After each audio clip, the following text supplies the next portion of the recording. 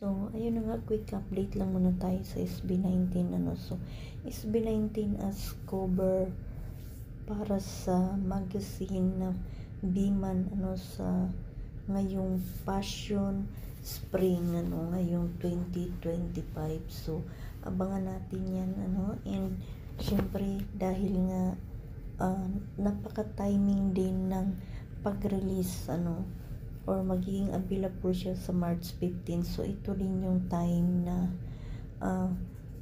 magsisales ang SB19 para sa kanilang ticket para sa World Tour Kick-Off sa Philippine Arena. So, ayun, abangan natin yan at napakalapit. Ayun nga, Biman Southeast Asia ng SB19 official stand at the top, not just as artists but as a force that redefining what Southeast Asian music can be.